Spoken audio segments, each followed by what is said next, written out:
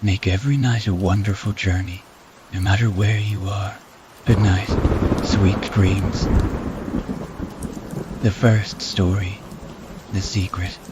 The old woman's boat, out on the ocean, in a moldy wooden ship with a tattered sail and rusty connectors. There lives an old woman in at night. You can see her through the window. Well, you can't exactly see her, but you know she's there. The shadow of her rocking chair is visible through the window, cast against the floor as she has her meat supper and knits. She is a very kind and social woman, offering her hospitality for the night to each and every passing sailor. When a fellow anchors his ship and walks over the plank, she leads him straight into the living room and instructs him to make himself comfortable. In passing, they exchange occupations, and she makes chance to inform him that she is a collector.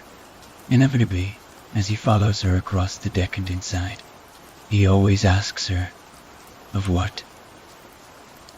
Her answer is always the same. It's a secret.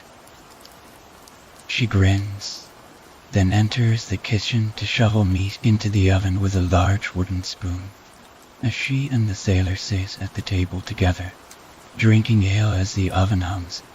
The somewhat dizzy sailor begins to speak of his life at sea. Lots of fish to be caught, treasures to be found. The old lady sits and listens, eyeing the sailor as though to size him up. She pours him more ale as necessary. As the oven begins to smell of well-cooked meat, she turns it off and shovels meat onto the plates. She sets one in front of the sailor and the other in front of herself, then takes a single bite. The sailor heartily shovels meat into his mouth.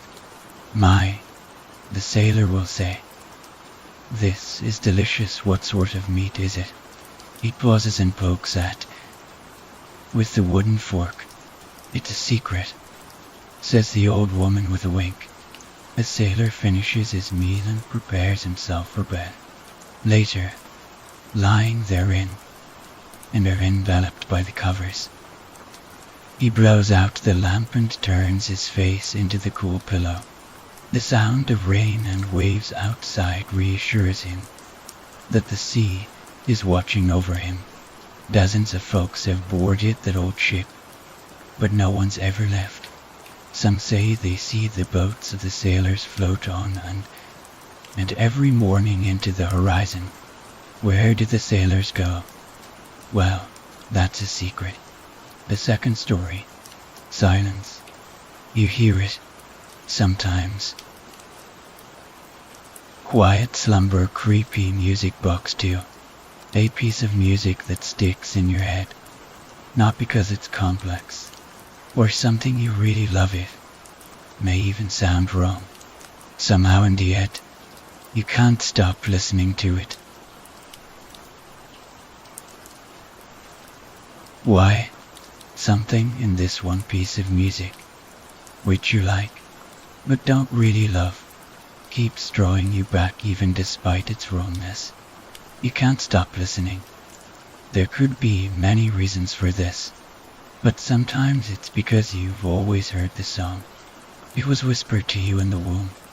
From the moment you were born it has played in your ears, always with you softly, so softly that you never heard. Or when you did, you didn't recognize what it was. Silence, the silence that plays when nothing else is going on, when the world is still. When the world is still, when there is nothing. So, why does it stick so hard in your mind? Because you know it's important, and after you listen to it enough in a form you can hear, you begin to notice, in other parts of your life, a snatchy roar there, gone before you can be sure. But the sound of silence always reaches you before something happens. Even for only a moment, it reaches you. Some people are able to recognize their own silence from birth. It alerts them to something bad happening. Most never find their sound. They are forever unknowing of what their silence sounds like. A handful find their song.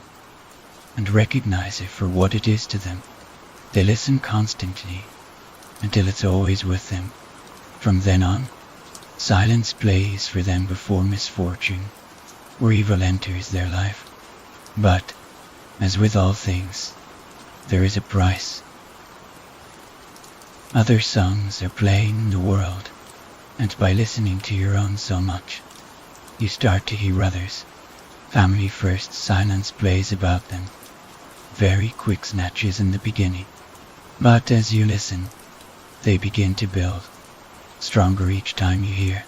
Friends are next, then outward, more songs, more noise, until you hear the silence of the world. Some of the other songs may even be the same as yours, and you can't do anything to help, to warn of the song of silence playing about them, of the silence that might descend on them soon.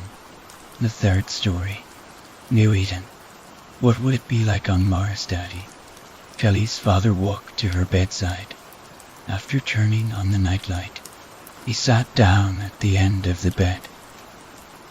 Oh, it'll be everything they say on TV, everything and more. And ASA has already made a year-long series of successful trips there, leaving behind men and supplies to get to work. It will take a long time, which is why they want to get started as soon as possible. Do you know what they're working on, Cal? Yeah, Kelly piped up, her eyes glowing with both apprehension and wonderment in the semi-dark room. What are they building? A colony, she exclaimed. Mrs. Lyons from school taught us all about it. Oh, really? Her father leaned back, nonplussed. Yeah, Daddy, a colony is where a lot of people go to live somewhere else. She also told us that Mars is the fourth planet from the sun, and that it's red and really cold, but by the time the first people get there, the builders will have made it so we can live there. She drew a deep breath. Wow, that's very good, he responded, raising an eyebrow. I'll bet you're going to miss school pretty soon, huh? I guess so. Pensively, she thought about all her schoolyard friends and neighborhood kids that she would miss. It was likely that she would never see them again. She spoke up, quietly. Why can't the other kids come with us, Daddy? Her father didn't answer. Why are we the only ones who can go? She persisted. We aren't the only people who will be going. You know, he answered self-consciously. He would need to choose his words with care. Daddy, tell me why nobody from school can't come with us, she asked. Her father hoped against having to answer such a question tonight. He cleared his throat. Kelly, the folks at the eugenics board said we would be necessary people for the future of humankind. Don't think that they didn't want them to go instead. Think of it as our privilege to go. You should consider that a blessing. He smiled warmly, patting a heavy hand on her forehead. What about Mommy? She looked into his eyes, searching for a suitable answer. For a split second, his persona almost faltered, repressing his heartfelt opinion for another time. I know this will take a bit of adjustment, sweetie, he replied softly, looking away at a picture frame of their happy family. Mom understands how important this is to us, and so does James. We're very lucky. You know Mom and James would want us to go. Please think of it that way. Why did this happen? She asked, the faint hint of disappointment in her voice. Well, it would be too hard to explain to you tonight, he said, but a long time ago, before my father, and before his father, and before his father's father, people learned how to build giant things out of the earth's resources. They were wonderful things that helped us live the way we do today. But over time, these resources started to run out. Like when in school we learn how to take care of the garden, unless you don't get to use it anymore. Kelly piped up. She was such a bright child. That's right, her father continued. Well, over time, we adults didn't learn such a valuable lesson, so now we have to start fresh. They call it New Eden. Kelly, it will be a beautiful place, and you'll make lots of new friends, and you'll grow up into a fine adult. And if they ask about Earth, if they ask what was Earth like, do you know how you'd answer? Sure, Daddy, she replied tenderly. It was a beautiful place. Sincerity effused from that statement. It sure was, Kelly, her father replied, betraying a shaking voice that Kelly may or may not have noticed.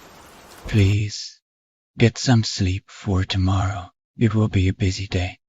Good night, Daddy. Good night, honey.